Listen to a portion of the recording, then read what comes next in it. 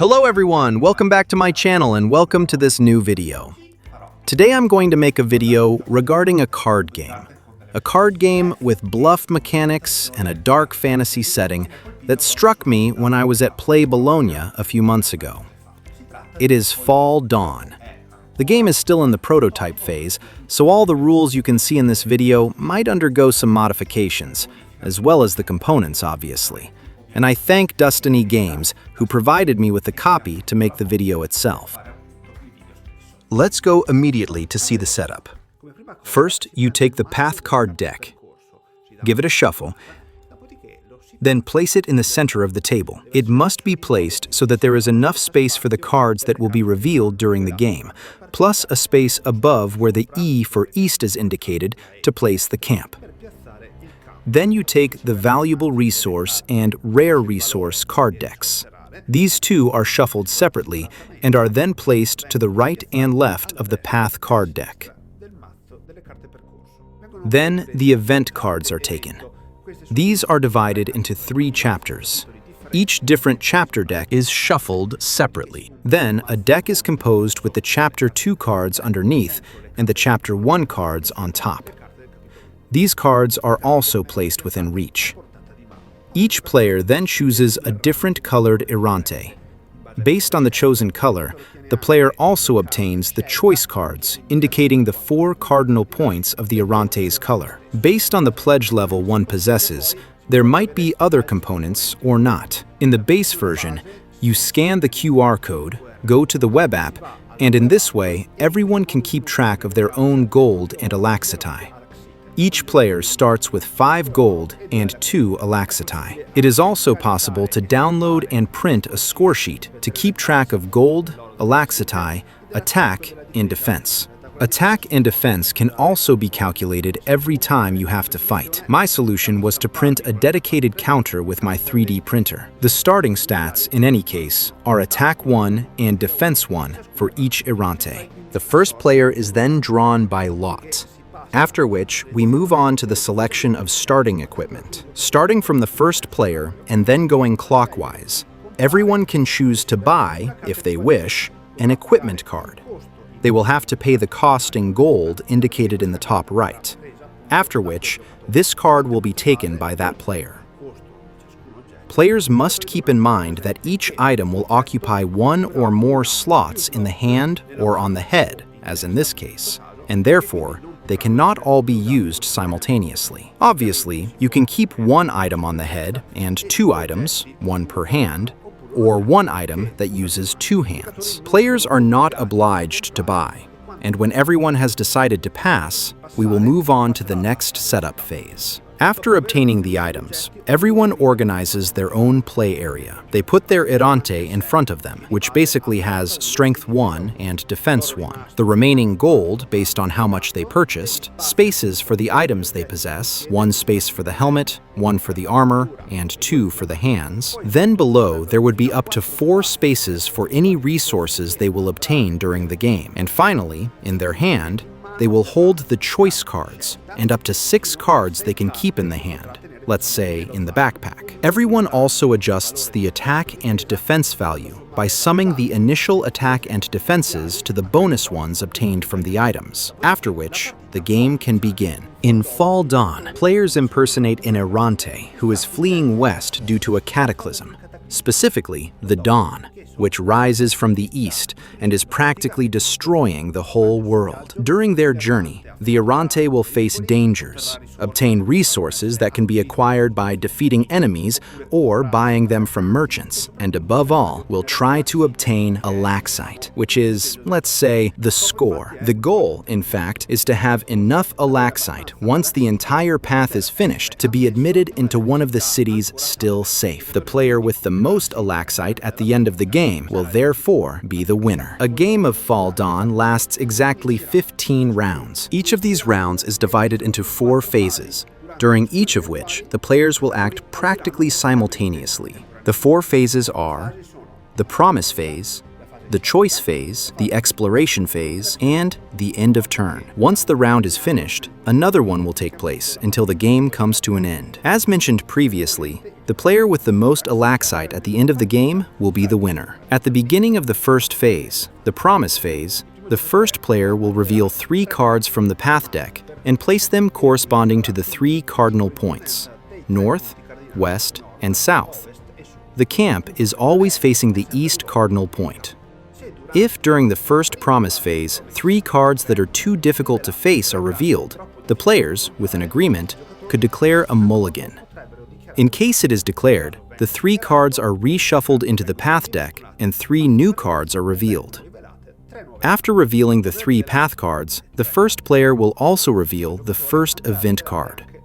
This will be read to everyone and positioned near the play area, and its effects will be active until the end of the turn. In this case, for example, a mass of refugees will pour into the camp, replacing it for the turn itself. The last thing to do during the promise phase is to reveal one's intentions. Each player will take their own Errante card and promise to go to one of the 3 paths or to the camp. To indicate their promise, the player will place their Errante card near the chosen path. During this phase, players are invited to discuss. Players can thus decide if they want to collaborate to defeat an enemy too strong to be defeated individually, or if everyone goes for themselves. Players can divide themselves as they wish, based on their intentions. Once all Errante cards have been placed, the promise phase ends, and we move to the choice phase. As the manual also says, promises are called such because they can also be broken. It is in this phase that players reveal their true intention. Everyone will then take one of their choice cards and place it hidden in front of them. When everyone has chosen, the cards will be revealed, and we will check who kept the promise and who didn't. If, as in this case, the chosen card corresponds to the path indicated by the Errante card stays there. If, as in this case instead, the card does not correspond, then the Errante card will be moved based on the revealed choice card. It is very important to keep in mind that during these 2 phases, namely the promise phase and the choice phase, a series of spells or effects can be triggered that players might have in hand, having drawn them during the game. It is therefore very important to respect the timing of these 2 phases. To give a practical example, the party during the promise phase, the rift during the choice phase, while the music can be played in the between the choice and the promise phase. As you see, each effect is different. For example, the music forces players to keep the promises of the Errante who chose the same path as the one who played the music card itself. After finishing the choice phase, we move to the exploration phase. In this phase, players must resolve all paths that are faced by at least one Errante. If there is more than one Errante, they are called a party. Otherwise, we speak of a solitary Errante. The types of cards that can be faced are manifold. There can be merchants, taverns, hostile places, enemies, and so on. If it is a hostile place, as in this case, players will obtain rewards based on the number of Errante facing that place. The Errante who went alone will get all these resources. It is very difficult to succeed, and you have to act using bluff and have luck that opponents do not have cards that can counter us. The first row is the number of Alaxite obtained. The second is the coins. The third, the valuable resources, specifically these, while the last row is the rare resources. If the player manages to go here alone, they will obtain 2 Alaxite, 2 gold coins, 2 valuable items, and a rare item. If a merchant is encountered instead, players can purchase cards based on the number and type of cards indicated by the card itself. In this case, players must reveal 3 valuable resource cards that can be purchased. We will see later what the card types are and how they work. For now, suffice to know that the cost is always indicated in the top right, the type in the center, and the effects at the bottom. If more than one player wants a specific card, they will face each other in an auction to the highest bidder.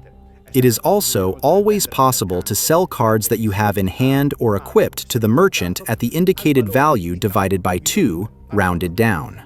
Furthermore, when at a merchant, players can exchange Alaxite and coins at the exchange rate indicated in the top right, 1 to 4 in this case. When instead an enemy must be faced, players must sum their strengths and their defenses to manage to defeat and survive against the enemy itself. Some weapons, like for example this one, provide ranged attack. These are resolved before the normal attack. So if one or more players have enough ranged attack to kill the enemy now, they will suffer no damage and the combat will end immediately with a victory. However, if players do not have sufficient ranged attack, then we proceed with normal combat. If an Errante is alone, obviously they have to fend for themselves. If it is a group instead, the attack value of all Erranti is summed, as well as the defense value. Let's pretend that the blue Errante has 1 and 1, while the green one has 2 and 3. The sum, therefore, is attack 3 and defense 4. Our enemy has attack 3 and defense 3. We then compare the Errante's attack with the enemy's defense and the enemy's attack with the Errante's defense. Note that Erranti can also play spell cards, or potentially special little helpers, to increase their attack or their defense. If, as in this case, the Errante's attack exceeds or equals the enemy's defense, and the enemy's attack does not reach the Errante's defense, it is a victory. The players will split the loot based on their number. With 2, they will get 1 Alaxite and 1 gold coin each. If the Errante's attack does not reach the enemy's defense, but neither does the enemy manage to kill the Errante, then the combat has no effect. The players are alive and the enemy is alive, absolutely nothing happens. In the case where Errante and monster defeat each other, or if only the monster manages to defeat the Errante, then the reward is obviously not obtained, and additionally, the Errante involved in the combat will lose 2 Alaxite during the end of turn phase. Once all paths have been resolved, including the camp where one obtains 2 gold and can trade, then we move to the end of turn phase. During this phase, effectively, players obtain the rewards as we saw before, lose Alaxite if they were defeated, and so on. Players with more than 6 cards in hand must discard them, and Erranti who are on the same path can potentially trade. This can actually be done also during the choice phase and the promise phase, but in any case, precise rules are followed. It is not possible to exchange cards, and all cards are paid for using gold, just as if one were meeting a merchant card in the game. Finally, all players retrieve their own Errante cards and the choice cards that were used. Note that all path cards instead are left where they are, both the defeated and the resolved ones. We will move to a new turn where 3 new path cards and a new event card will be drawn. Note that the subsequent path cards are placed so that the previous path cards are barely visible. If this was the last turn, the player with the most Alaxite will be the winner. In case of a tie, the player with the most gold coins will win.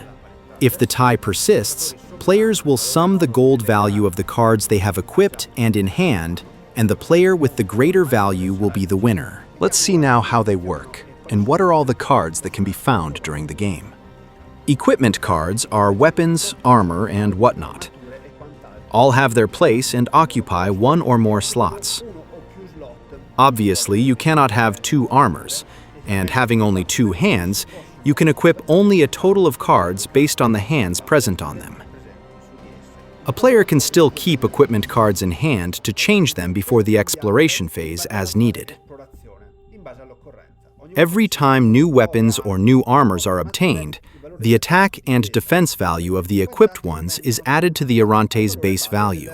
In a case like this, the Errante will have attack 2 and defense 7. Spell cards, with the green background up here, are normally all instantaneous, meaning they are used once and then discarded into the relative discard pile. These can be played at certain moments of the game and provide bonuses, penalties, and various effects. Some cards instead are permanent, those with this symbol. Up to 4 can be placed on the table near the equipment, and these will provide a permanent bonus based on what is indicated. Some condition cards are permanent and are always placed down here. Condition cards cannot be sold or exchanged unless the card itself indicates it. Here we are. As I said at the beginning of the video, I was very impressed by the game. I tried it at play, I already played a game with 4 players, and I really liked it very much. Then I managed to try it again playing with there too. In my opinion, it runs very well. Perhaps with 2, it is decidedly less effective. It's a pity that a solo mode doesn't exist, but it is a bluff game. So it would truly be, in my opinion, it's not possible to do it, but it would completely distort the game. So, in my opinion, it makes no sense at all to make a solo mode for a bluff game. Just today, as the video comes out, the preview of the GameFound campaign is also released, which will then be launched soon. Those who sign up, those who follow, let's say, the campaign will obtain a bonus consisting of 15 new event cards to replace those already present in the base game, plus 4 new Erranti, inspired, small spoiler, by a book that will be released precisely during the campaign regarding the game itself. The book is titled Tales from the Dawn, The Ballad of Those Who Remain. This will be an add-on that will allow players to know the game even better. Also regarding this, The Ballad of Those Who Remain is also the title of the official soundtrack of the game that will be released by Warner Music Italy for Elk as a stretch goal if the campaign goes swimmingly. Thanks to this, players will be able to immerse themselves even more in the game setting when playing Fall Dawn. Meanwhile, I thank you for watching me up to here. As always, if you have questions, doubts, or comments, subscribe. I will try to answer as soon as possible. I greet you and wish you happy gaming.